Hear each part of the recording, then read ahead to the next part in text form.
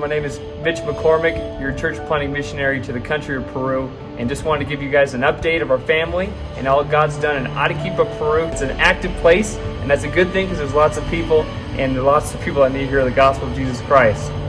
And the last 6 months have just been a whirlwind of activity, and we just want to let you all in of a little inside scoop of all God's accomplished here during this few short months. And we've been able to see God do amazing things like people saved, baptized, added to the church, continuing discipleship, even starting discipleship here in the last couple of days. And a lot of that's just a product of actually the pandemic and the quarantine that they had here in Peru. A lot of the young men actually would go down to the park that wasn't too far from my house, and they'd just be playing soccer there, so we get involved and start hanging out with them and just showing them that we cared about them and their physical lives and all that's going on emotionally in their lives, and eventually being able to talk with them and tell them about who Jesus Christ is and telling them the reason why this gringo is here in Arequipa, Peru.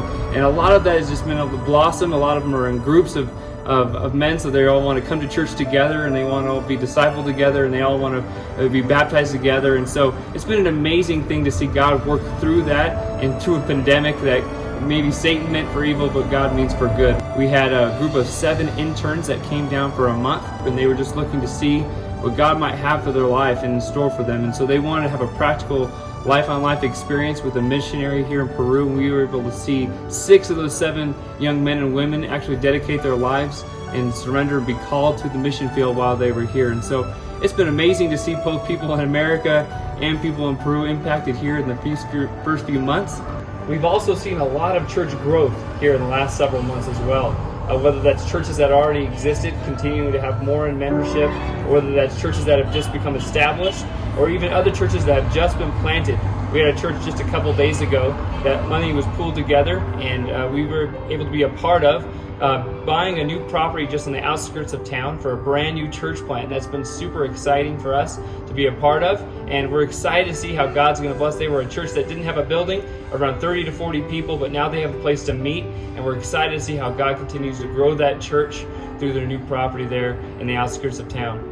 And we're just so thankful to be able to have this opportunity to serve God in Peru. I mean, ultimately we're here for the sole reason of letting people know that Jesus Christ came and died for them, not just people in America, but across the entire world. And I think of a story in particular of a young man I met on the soccer field, actually. His name is Fernando.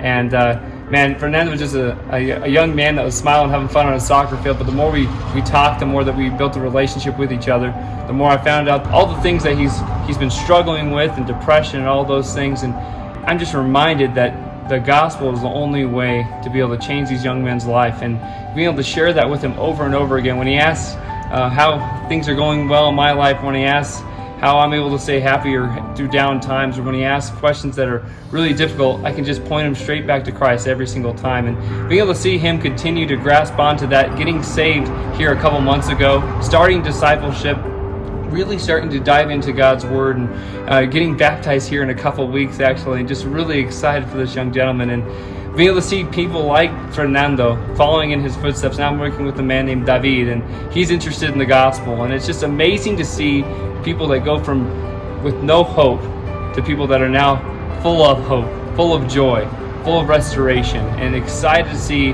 what their life has in store. And so if you'd pray for those young gentlemen and others like them, that they continue to see what God has for them. Maybe God has full-time ministry in their life. Maybe God has them being a deacon or a church member. Whatever it is, I'm excited to see how God's going to develop these young men into serving Him with their lives. So we wanted to say thank you so much for all you do for us. Thank you so much for your prayer.